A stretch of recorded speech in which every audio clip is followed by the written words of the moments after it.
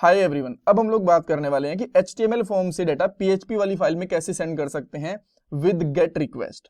और अगर आपको ये नहीं पता कि गेट रिक्वेस्ट क्या होती है और डाटा HTML से PHP में क्यों सेंड करना होता है, तो मैं आपको रिकमेंड करूंगा लास्ट वाला पार्ट देख लेना। लिंक आपको डिस्क्रिप्शन बॉक्स में मिल जाएगा और इस प्लेलिस्ट के अंदर भी इससे पहले वाली वीडियो दी गई है। वहां पे आपको सारी क्लैरिटी हो जाएगी रिक्वेस्ट्स के बारे में और डाटा क्यों सेंड करना होता है, HTML और PHP की इंटरेक्शन वगैरह के बारे में भी। सो इस पार्ट में क्या करेंगे, सबसे पहले एक HTML की फाइल बनाएंगे, फिर PHP की फाइल बनाएंगे एंड देन HTML वाली फाइल के अंदर कुछ इनपुट फील्ड लेंगे और एक बटन लेंगे और जैसे ही उस बटन के ऊपर क्लिक करेंगे डाटा को सेंड करेंगे HTML से PHP वाली फाइल के अंदर और देन हम लोग PHP वाली फाइल के अंदर उस डाटा को रिसीव करके चेक करेंगे कि डाटा प्रॉपरली हमें रिसीव हुआ या नहीं हुआ। ऑलराइट, सो अब हम चलते हैं कोड के ऊपर और मैं यहाँ पे एक फाइल बनाता हूँ। लेट्स से मैंने फाइल का नाम यहाँ पे रखा login.html। राइट, सिंपल है। और जैसे मैं यहाँ पे फाइल रखता हूँ तो आप भी यहाँ पे देख पा रहे हो कि हमें यहाँ पे एक फाइल मिल गई, बट अभी इसके अंदर कुछ है नहीं। तो सिंपल सा एक HTML फॉर्म बना सकते हो, पूरी चाहो तो एक HTML की फाइल भी बना सकते हो। एक्स्ट्रा चीजें मैं यहाँ से हटा देता हूँ, यहाँ पे लिख देता हूँ लॉगिन और यहाँ पे हम लोग क्या करते हैं, बेसिकली एक फॉर्म बना लेते हैं। राइट, सो मैंने यहाँ पे एक फॉर्म बनाया, इसको यहाँ पे बंद करेंगे और यहाँ पे मेथड लिख देंगे। मेथड लिखने की वैसे जरूरत नहीं भी होती, बाय डिफॉल्ट गेट ही होता है। और यहाँ पे एक्शन देंगे। एक्शन का मतलब होता है कि कौन सी PHP फाइल के अंदर हमें डाटा को भेजना है। तो वो अभी हम लोग फाइल बनाएंगे, अभी बनाई नहीं है हमने। राइट, तो जैसे हम लोग फाइल बनाएंगे तो उसका नाम यहाँ पे दे देंगे। देन मैं यहाँ पे एक इनपुट फील्ड रखता हूँ, इसका टाइप हम लोग रखेंगे टेक्स्ट और इसका यहाँ पे नेम डाल देंगे यूजर अंडरस्कोर नेम। ठीक है, एंड देन हम लोग इसके अंदर चाहे तो एक प्लेस होल्डर भी डाल सकते हैं, जैसे कि प्लेस होल्डर में डालता हूँ एंटर यूजर नेम, इस तरीके से। राइट, एंड सेम इसी तरीके से मैं यहाँ पे एक और इनपुट फील्ड लेता हूँ जिसका मैं यहाँ पे नाम रखता हूँ यूजर पासवर्ड और यहाँ पे लिखेंगे एंटर यूजर पासवर्ड। अब इन दोनों में थोड़ा सा ब्रेक देने के लिए मैं BR टैग यूज कर रहा हूँ।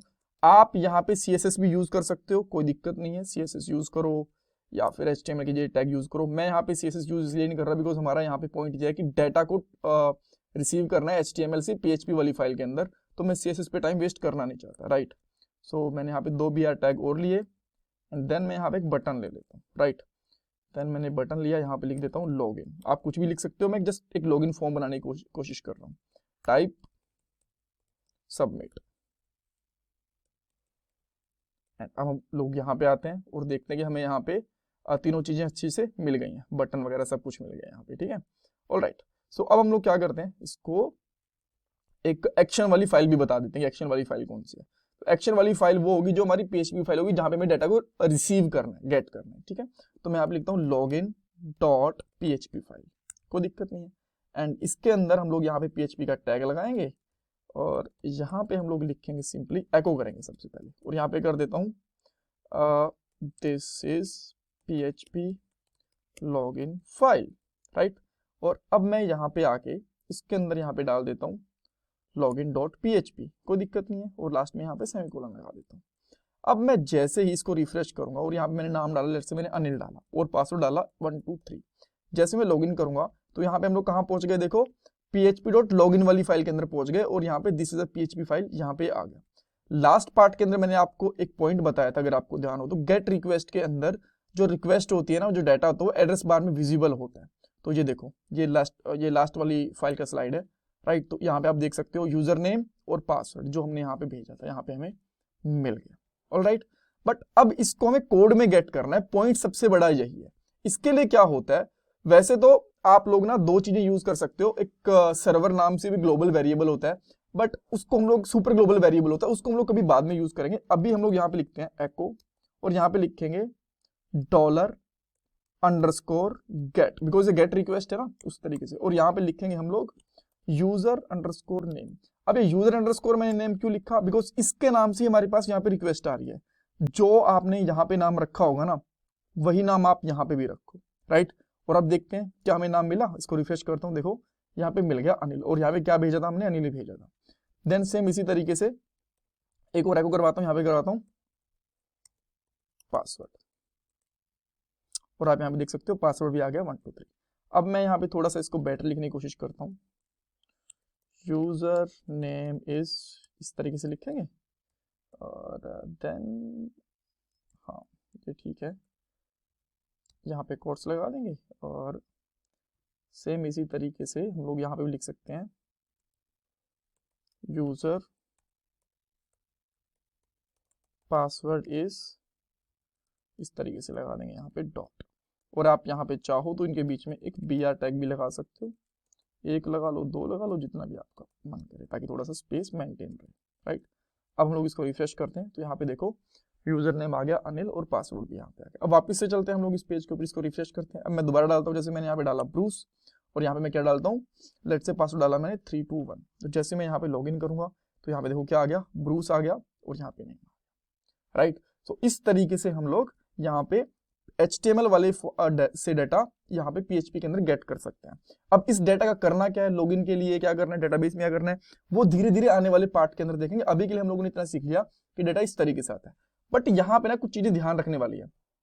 डाटा इस तरीके से आया, अगर मैंने आपको बताया था ना कि जो रिक्वेस्ट होती है यहाँ पे दिखती है, तो ये है हमारी रिक्वेस्ट। क्वेश्चन मार्क के बाद जो भी होता है ना वो आपकी रिक्वेस्ट होती है, यूजर नेम और उसकी वैल्यू और पासवर्ड, यूजर अंडरस्कोर पासवर्ड और उसकी वैल्यू। अगर मैं इन दोनों को यहां से हटा दूं इस तरीके से, तो आ गया रिक्वेस्ट कि भाई यूजर नेम तो है ही नहीं होगी, रिक्वेस्ट तो हमने हटा दिया यहां से, डायरेक्टली इस पेज को ओपन करने की कोशिश कर रहे हैं। तो उससे बचने के लिए हम लोग क्या कर सकते हैं, सिंपली आप लोग यहां पे कर सकते हो इफ $_get। अगर गेट रिक्वेस्ट है तभी इनको प्रिंट करो, अदरवाइज इनको प्रिंट करो ही मत, ठीक है। अगर गेट रिक्वेस्ट में कुछ आया है तो प्रिंट करो, अदरवाइज प्रिंट ही मत करो। एंड अभी देखो, अभी यहाँ पे कुछ भी नहीं दिख रहा। अब मैं वापस से आता हूँ, इसको रिफ्रेश करता हूँ, यहाँ पे लिखता हूँ मैं टोनी, पासवर्ड डालता हूँ 456 और जैसे मैं लॉगिन करूंगा तो यहाँ पे देखो टोनी आ गया और इसका पासवर्ड आ गया, राइट। और अगर मैं यहाँ से रिक्वेस्ट को हटा दूंगा तो यहाँ पे कुछ भी नहीं दिखेगा, राइट। तो इस तरीके से हम लोग डाटा लेके आ सकते हैं। नेक्स्ट वाले पार्ट के अंदर हम लोग जैसे गेट देखे वैसे पोस्ट रिक्वेस्ट देखेंगे, और पोस्ट रिक्वेस्ट में हमें कुछ और भी चीज देखने को मिलेगी, राइट। पोस्ट रिक्वेस्ट के अंदर जो डाटा होगा ना हमें, अभी मैं आपको दिखाता हूँ, देखो मैं इसको रिफ्रेश करता हूँ तो यहाँ पे PHP लॉगिन वाली फाइल, इसमें ऐसे डाटा दिख रहा है आपको, राइट। तो यहाँ पे यूजर नेम एंड पासवर्ड, आप इस तरीके से नेटवर्क को ओपन करके क्या करना पड़ेगा आपको, यहाँ पे सिंपली नेटवर्क इंस्पेक्ट एलिमेंट में जाना, फिर जाना नेटवर्क में, और यहाँ पे एक बार रिफ्रेश करोगे इस रिक्वेस्ट को तो यहाँ पे आपको देखो ये रिक्वेस्ट दिखी, इसमें पेलोड में क्या गया, नेम, और ये प्रीव्यू के अंदर हमें ये मिल गया। अब इसके अंदर जब हम लोग पोस्ट रिक्वेस्ट करेंगे तो डाटा आपको यहाँ नहीं दिखेगा बट यहाँ आपको दिखेगा। अब हम लोग कैसे मान लेंगे गेट रिक्वेस्ट, ये देखो रिक्वेस्ट मेथड कौन सा है, get, alright. So thank you so much. अगर आपको इससे कुछ सीखने को मिला हो तो मैं आपसे रिक्वेस्ट करूंगा कि प्लीज वीडियो को लाइक करो, चैनल को सब्सक्राइब करो, कमेंट सेक्शन में फीडबैक दो, बिकॉज ये कंप्लीटली फ्री ऑफ कॉस्ट है आपके लिए और मुझे इससे मोटिवेशन मिलता है आपके लिए और वीडियोस में लेके आ पाता हूँ। Thank you guys, thank you so much.